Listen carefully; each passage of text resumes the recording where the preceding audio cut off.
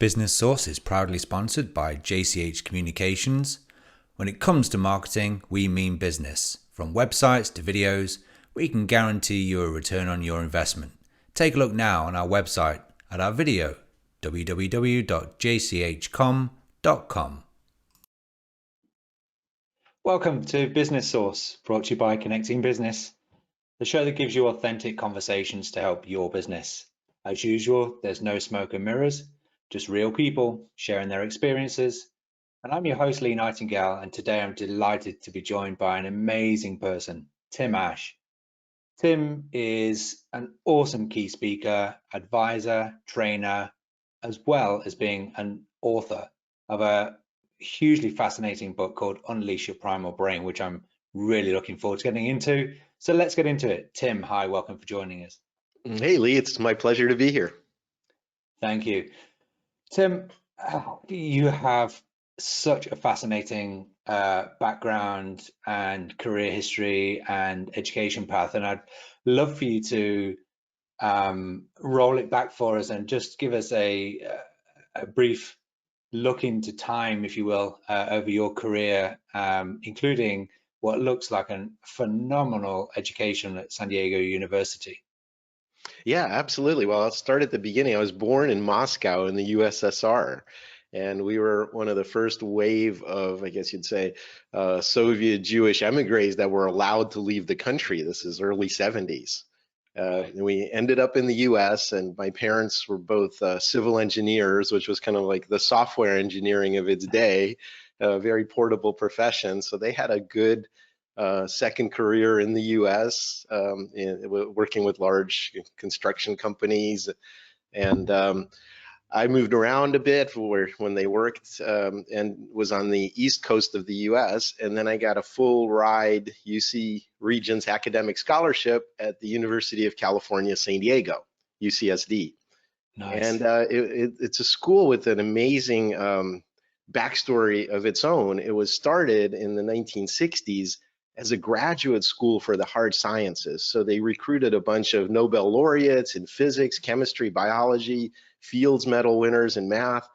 And then after doing that for a few years, they started letting in undergraduates. So even though the school's been around some 60 years or so, it's actually ranked as top 30 in the world as a university. It has just this phenomenal reputation. For me, it was a good engineering school.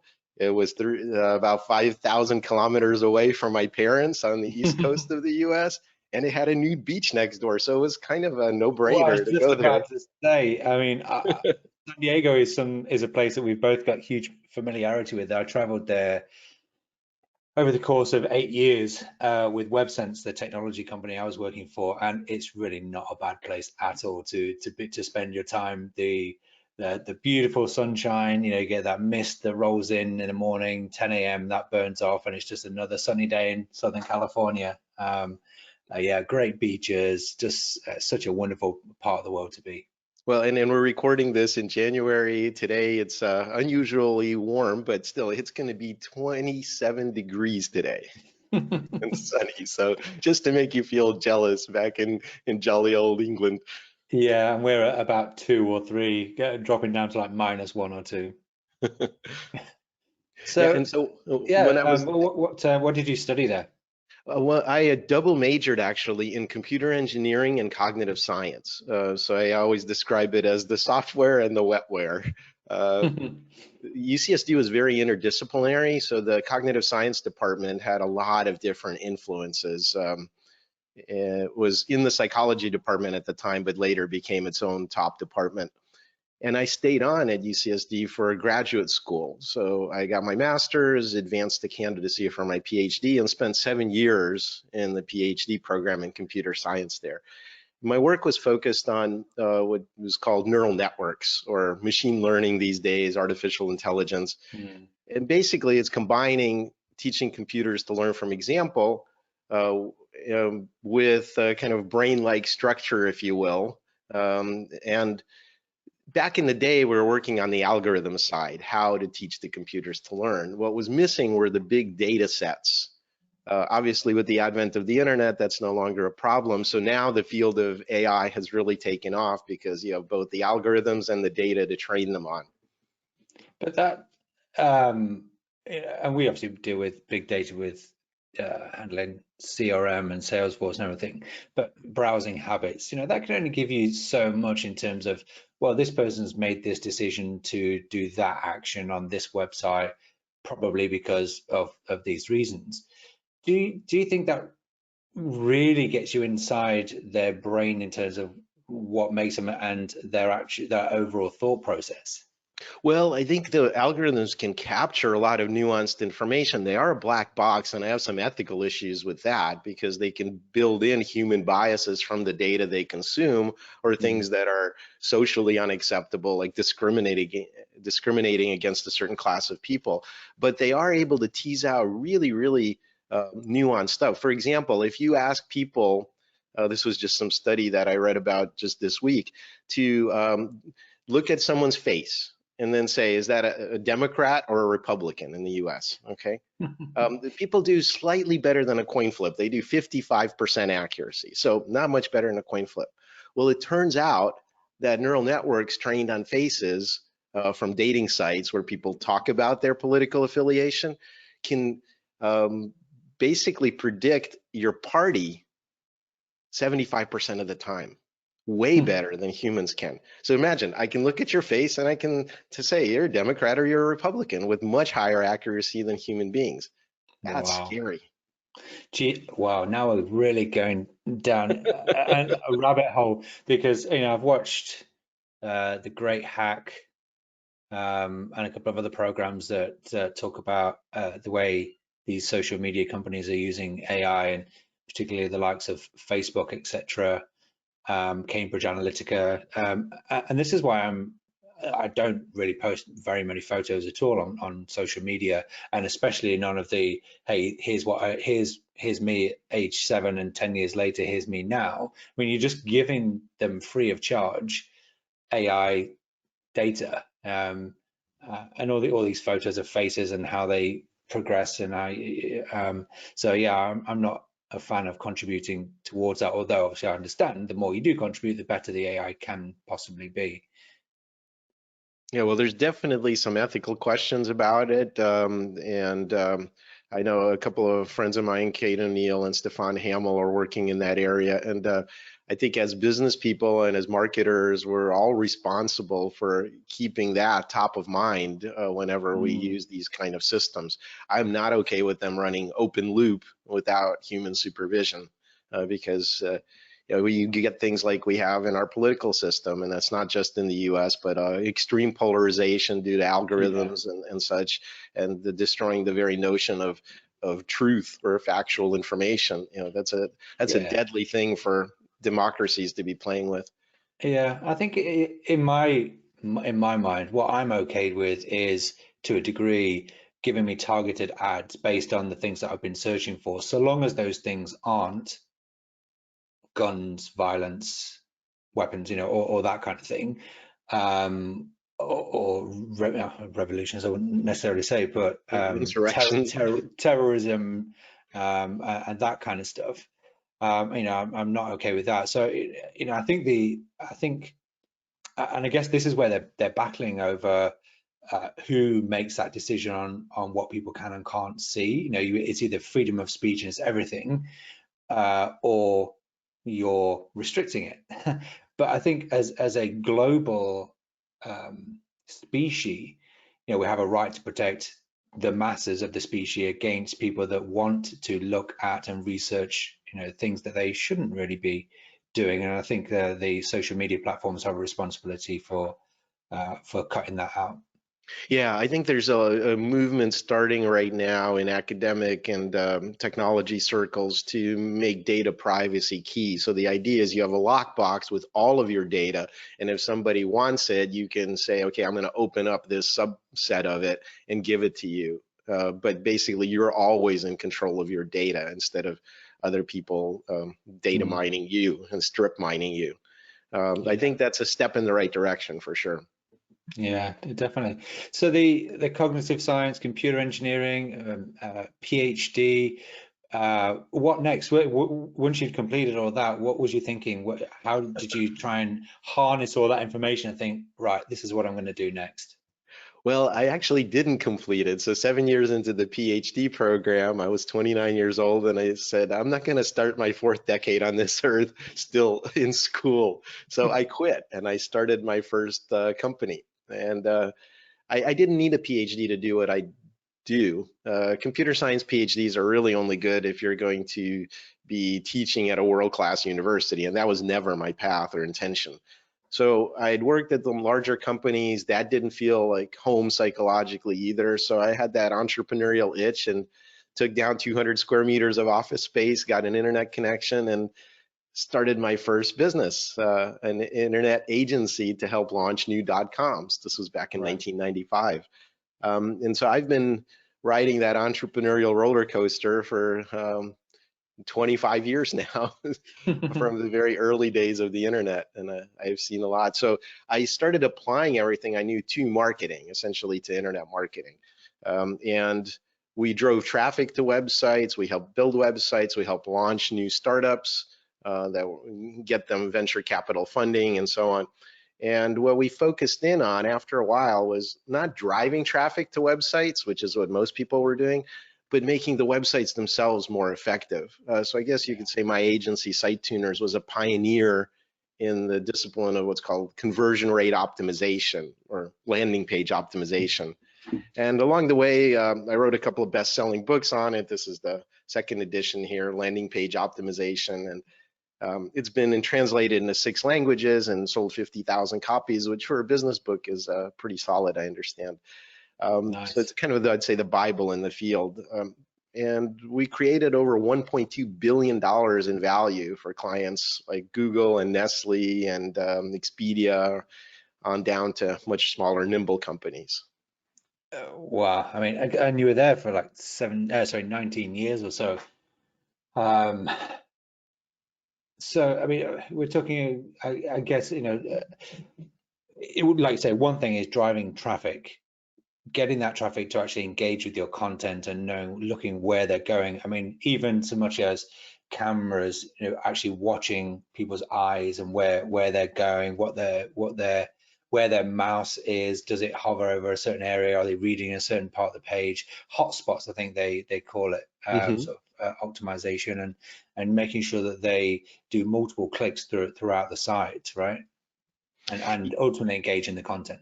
That's right. So conversion rate optimization is basically persuading a higher percentage of your visitors to act. And acting can mean call us or fill out a form or download something or buy something. The call to action can be different, but the persuasion principles are pretty much universal.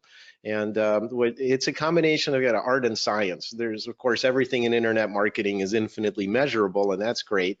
But really, we're talking about psychology and persuading people. So the tools that we deploy are often qualitative, like you say, user surveys, watching how they interact with websites, that sort of thing, focus groups. So it's not always quantitative. In fact, one of the problems with the field as it stands right now is that everybody's using split testing tools. Like I'll show you version A of my content, Hmm. and I'll show another half of the people version B, and which one does better. And the over reliance on split testing is kind of used as a crutch to me to settle bar bets, is how I call it, and not to do anything meaningful. So sometimes you have to train your customer service people, sometimes you have to change your back end email sequences, sometimes you have to redesign your whole site from scratch and start over. So there are a lot of tools besides just little tactical fiddling and what color should the button be.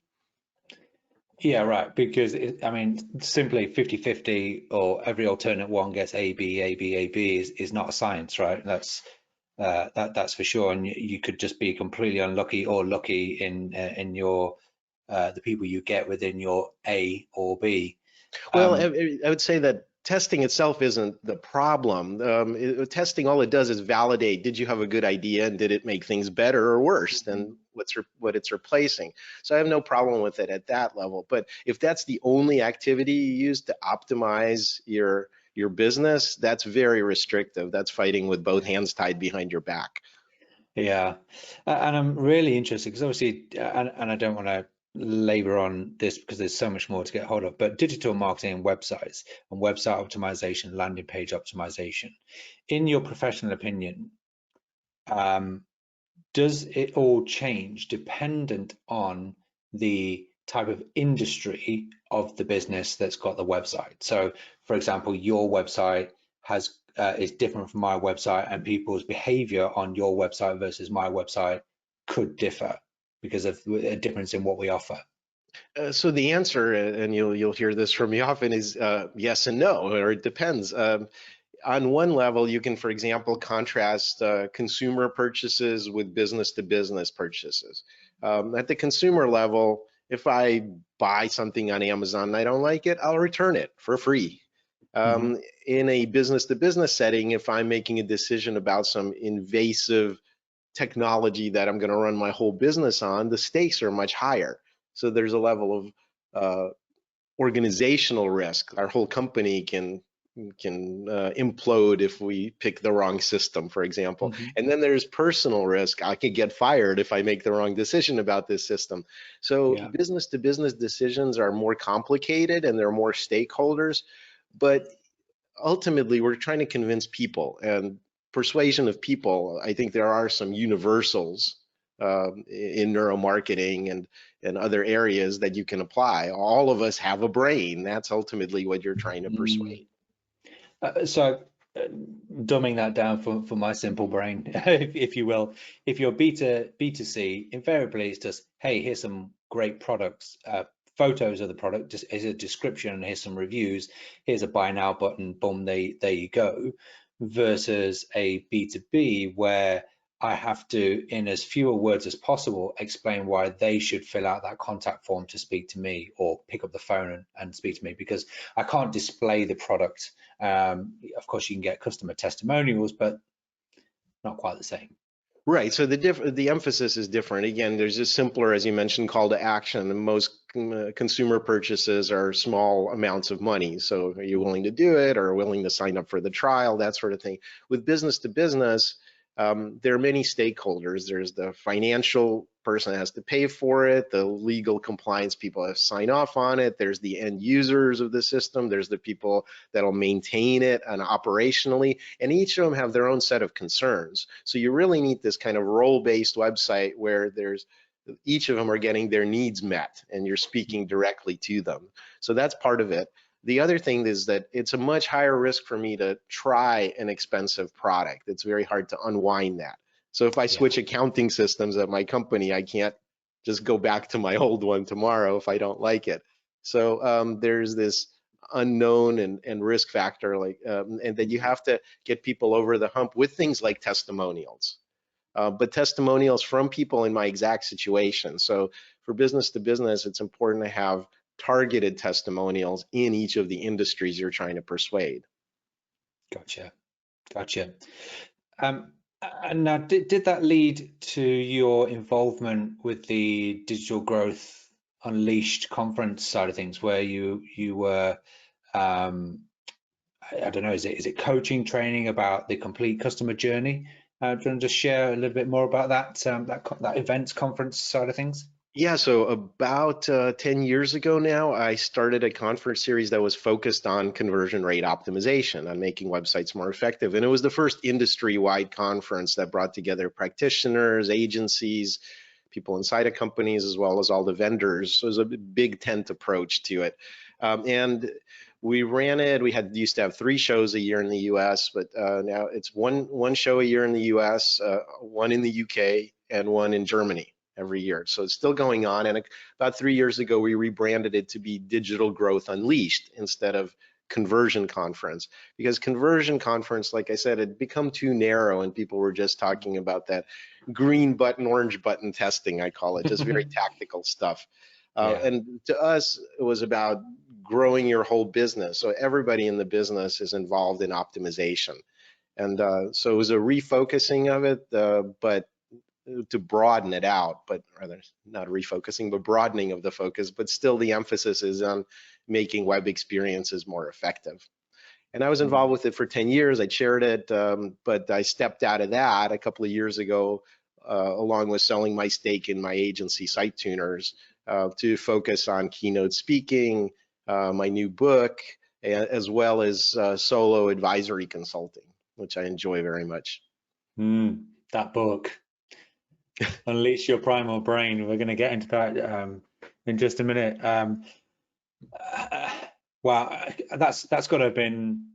Well, I guess you did the math and calculated the percentage risk on walking away from those that career and going it alone as an entrepreneur, even though you already were an entrepreneur. But it takes a certain skill, a certain confidence, a certain strength, knowledge, experience to stand upon a stage and share what you know with other people in a way that they can resonate and connect with and learn and everything.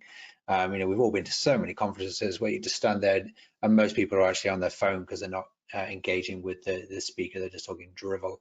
Not in my Yeah. keynotes.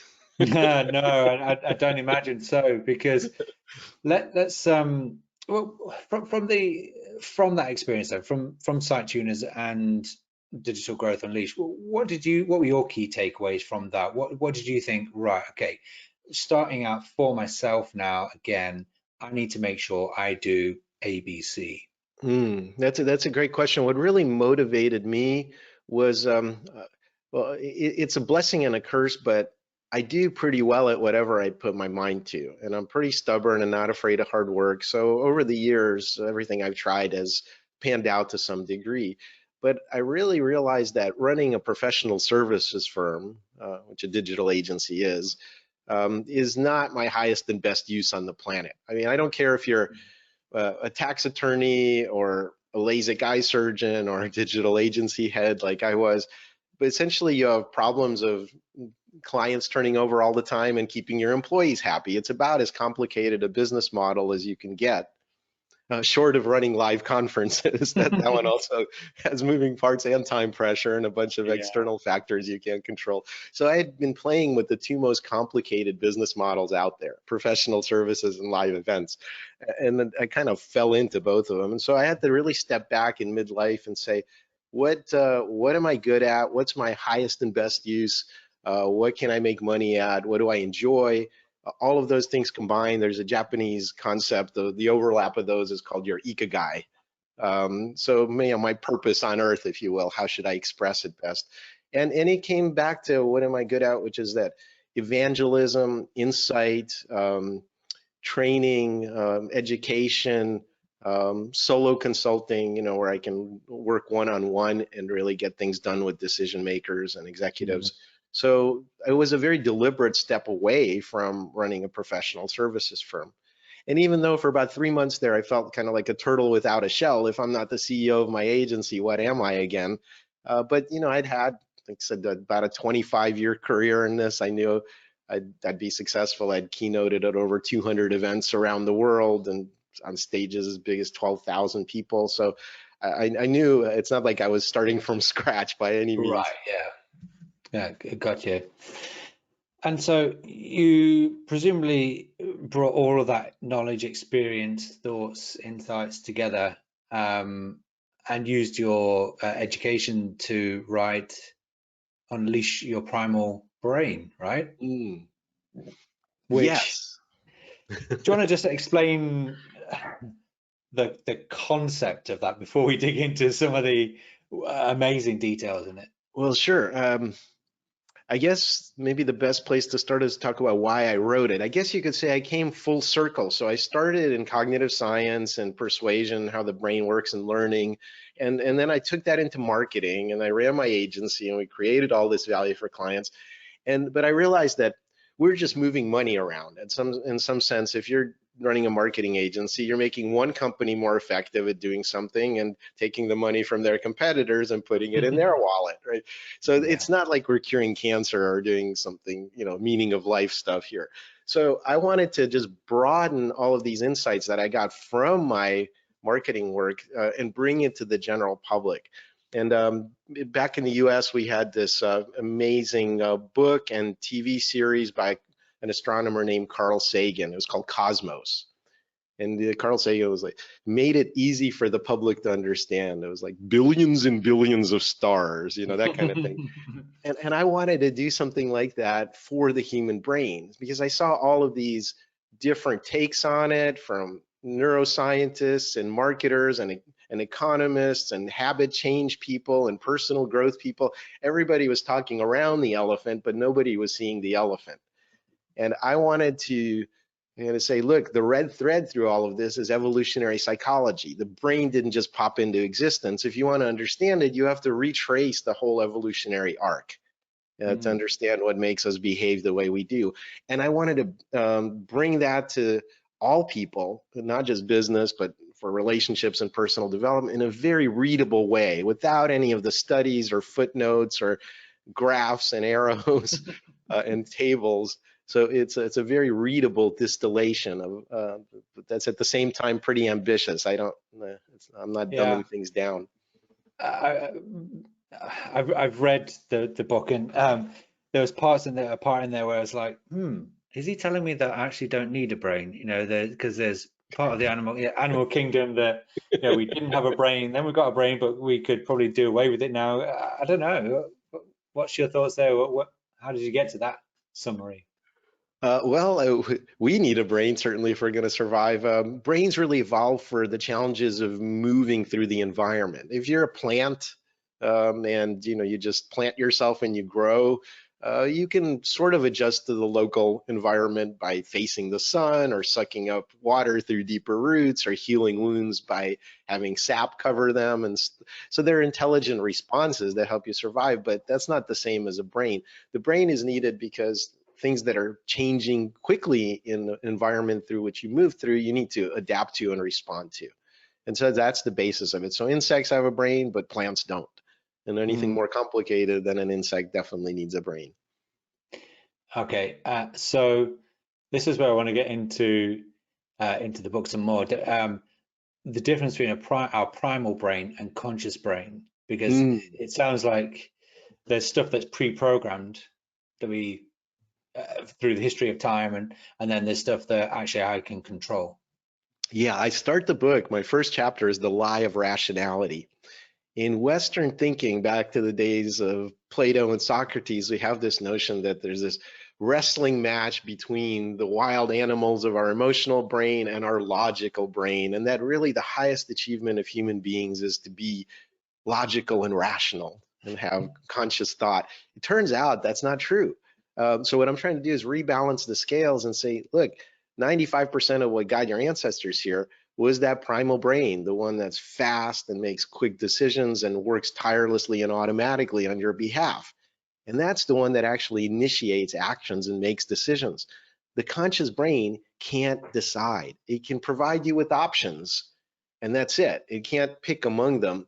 The choices are made either through instinct or through emotions, which are based on your past experiences. So we go toward, sorry. Like, should I jump off this bridge? I mean, the primal brain. That's rarely a good idea, but yeah, but is it the primal brain that stops me because, if I do that, I'm going to die? I'm going to die. So there's this strong negative thing. This is going to lessen your chances of survival. So basically, we move towards things that give us pleasure and away from things that cause us pain or loss. So basically, those aversions and affinities are in play in any given situation, and the strongest emotional response is going to be the direction we go in. And without emotions, we literally can't make a decision. So there is no such thing as logically thinking through something. Although, of course, controversially, as men, we're often thought as having little to no emotions. But we're very emotional people. We just don't talk about it and share it, right? Yeah, that's a cultural overlay. I have a couple of chapters on culture, which is its own really fascinating subject and one of the things that makes us unique among animals. But we're designed for culture spread. So even that notion that you just said, men shouldn't show their emotions, real men don't cry, that kind of stuff, that's a cultural learned artifact that you have in your head in England. It may not be the same with some Mediterranean countries, for example. Expressing your emotions is perfectly fine for the Greeks or Italians. Yeah, definitely for the Italians.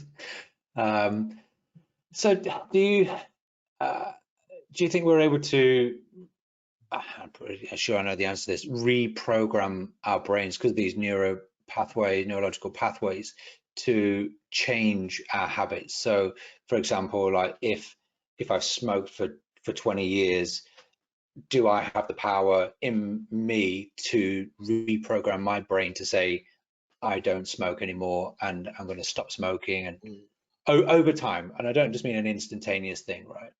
Yeah, well, let me break that up into two parts. One is talking about brain development, the other one about addiction, as I think both are relevant. So, from a brain development standpoint, we have the most plastic brains of all animals.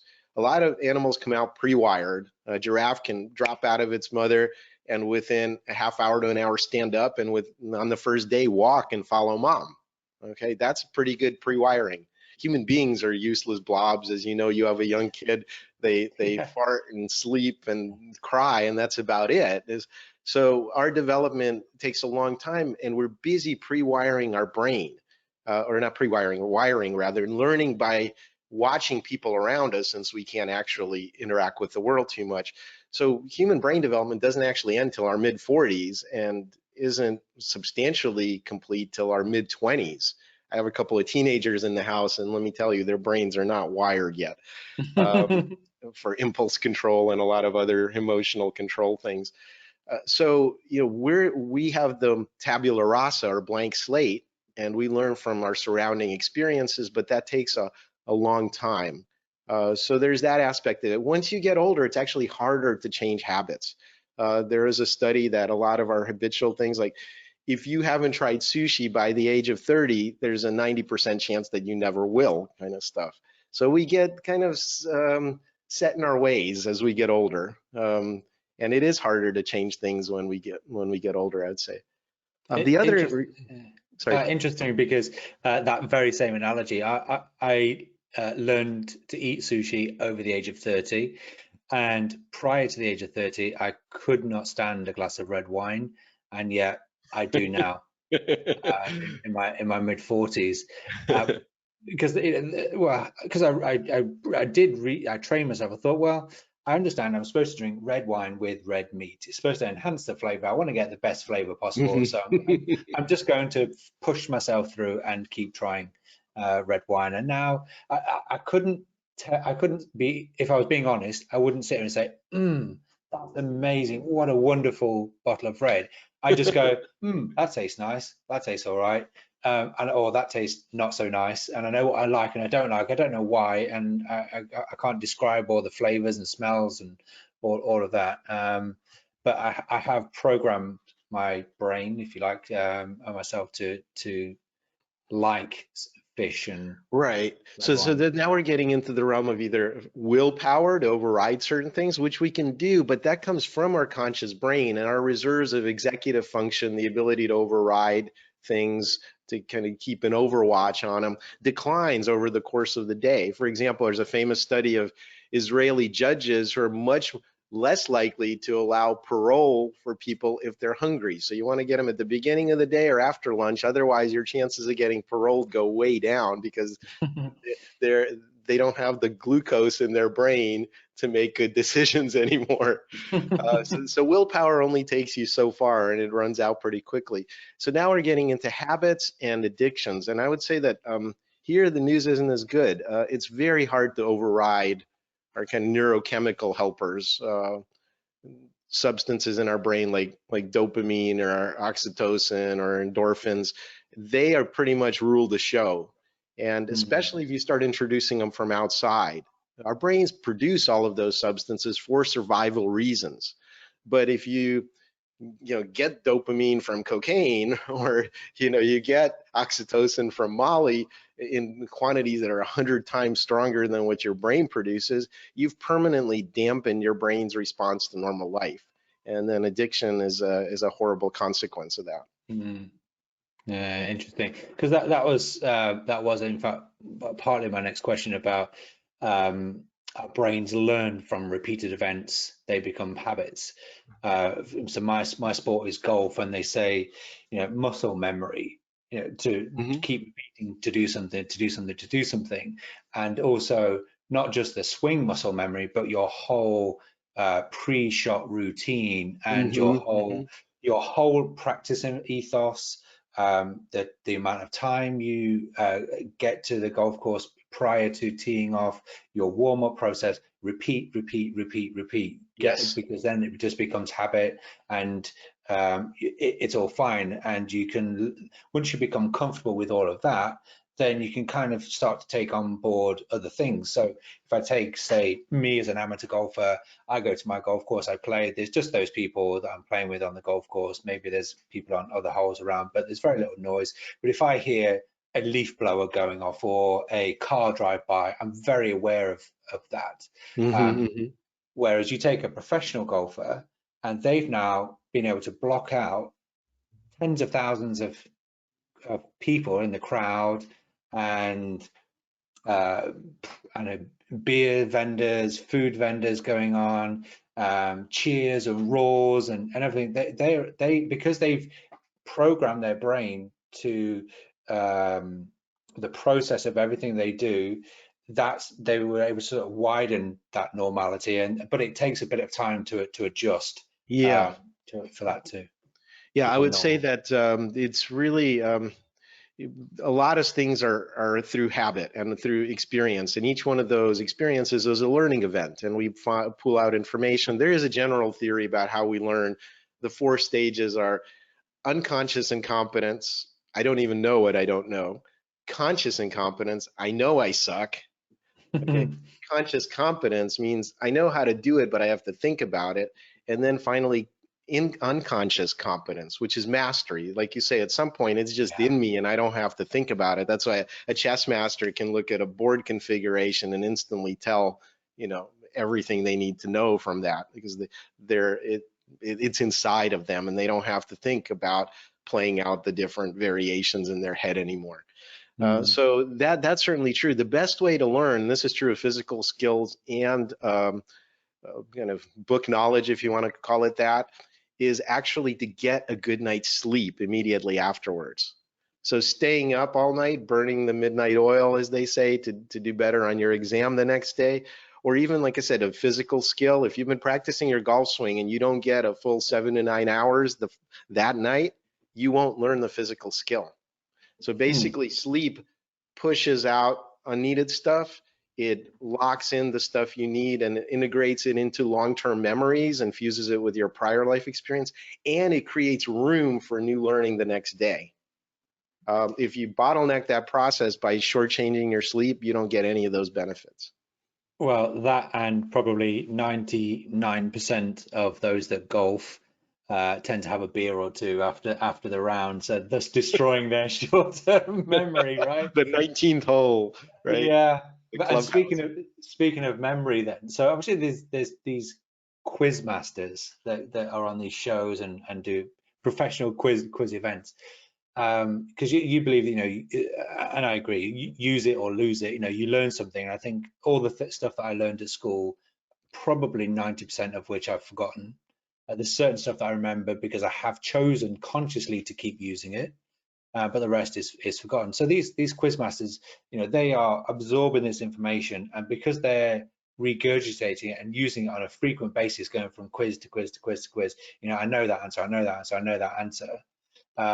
Is that why they've got such good memories, or is there some trick, some art? And this is a really good one, I, I, I, about how to retain that information. Oh, see, I'm going to start with your premise that that's a positive or desirable thing in the first place. Memorizing things accurately is not important.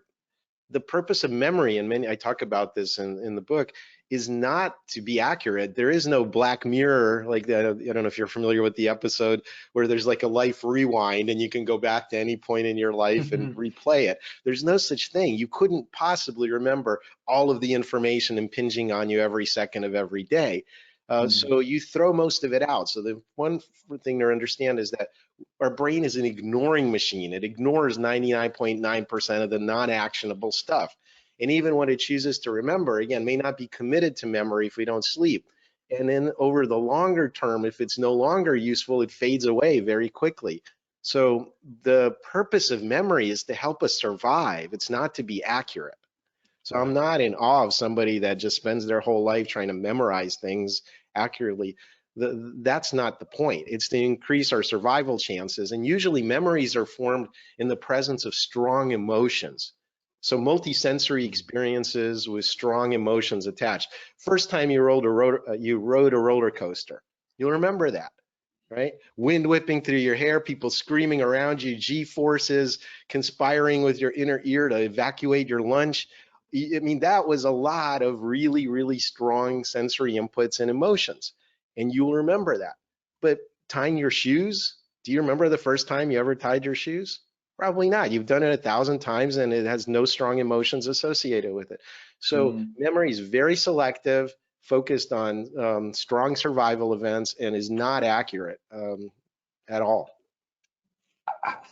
How might you describe a photographic memory then? Those people that can read a book, read a document, a contract, and then remember Well, I think photographically. that this is an important thing to understand. We've been talking about our primal brain, the one that doesn't have access to language or rational thought and is making all these decisions in real time. And then our conscious mind, which has access to language and planning and memory and rehearsed tasks and things like that. And the thing to understand that's really, really important is that the purpose of the conscious brain isn't for computational tasks. The purpose of the conscious brain is to model our social environment. So literally, when we stop doing 2 + 2 = 4, we go back to simulating our social tribe, which had about 100 to 200 people in it. So if I do a good job on this podcast and I ask you to introduce me to another podcast host, you'll do that for me. But if I had, dated the podcast host's niece and she thought I was a jerk, then she's not going to recommend me. Okay, so those kind of social alliances and who's in, who's out, what are the power structures, that's Mhm. what our brain is there to model. So the planning part or memorization part or thinking ahead part only comes into it for that reason. And there are some people that I believe my personal theory on it is that they're more on the autistic spectrum who don't pay attention to the social information. So they're the ones that are creating the art and the science and the engineering and All right. all of those kind of technical advances. But because they have extra capacity, the rest of us are super spreaders of those ideas culturally and disseminate them throughout society. So, in layman's terms, you're saying that people that do have something like a photographic memory, it isn't something they've trained their brain to do. It's just that their brain is slightly different to mine, who does focus on the Right. So social you stuff. know that stereotype of the nerd or the mad scientist or the Einstein guy, with his crazy hair because he couldn't be bothered to comb it.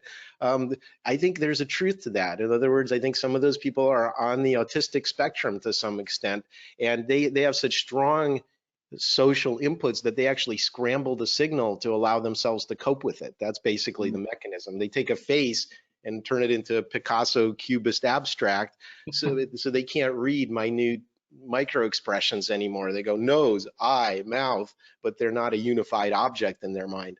And because of that, they have the extra capacity to do some of these memory and computational and I guess you'd call them engineering tasks or science tasks.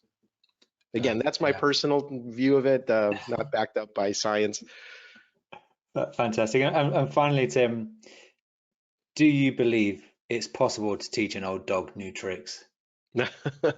Well, we've talked about that. I think it's harder to do it later in life, for sure, as your brain gets locked in. It's important to support it with repetition and habit, as you said, certainly in the case of physical skills, but also mental habits. And I'd say it's important to do it with proper sleep and to try to make the experiences as vivid as possible Mm. emotionally in order to get them stick better in your memory as much as you can control that environment. Make it fun or scary or a Mm. combination of fun and scary, but something that tells your primal brain to wake up because this is necessary for your survival. So bringing that into real world environments, thinking about salespeople, it seems far easier to teach the 20 somethings, 30 somethings, new ways, new habits, do this, and they go, okay, I'll just do that. I'll do whatever you tell me to do. And yet you have some guys or girls or people in the session that are maybe slightly older, 50, 50 to 60, in their sort of twilight part of their career, Hey, now who I fit into that category. I'm fast approaching it, Tim. Getting nervous about that, but the fact that they are evidently, clearly more difficult to coach because they they appear to just not want to change. But what you're saying is because the way the brain works is because it started to switch off the ability to be able to change.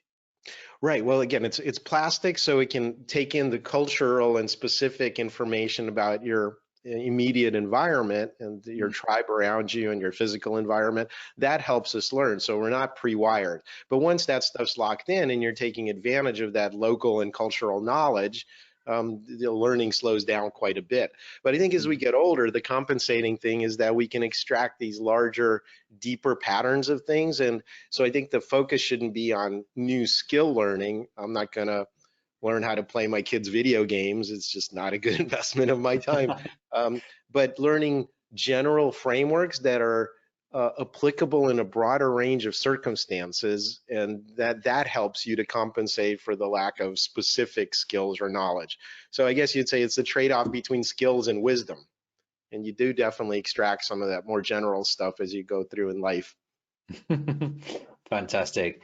Well, let's end it there, Tim, because I could talk to you for days and days and days. And I'm so glad that we were introduced through our mutual contact, Tim Hughes. Thanks, Tim.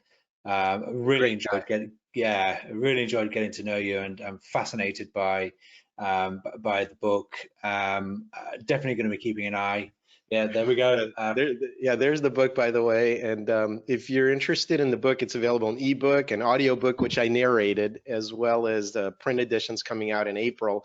Go to primalbrain.com for that. You can get all the information, including the table of contents. So the book's called Unleash Your Primal Brain by Tim Ash. Yep. You can also check out more about Tim at timash.com. Tim, thank you so much. I really appreciate your time. I've thoroughly enjoyed getting into your brain and listening to how you see the world. Thanks so much, my friend. Oh, it's been my pleasure, Lee. Thank you for joining us on another episode of Business Source. Look forward to seeing everyone next time.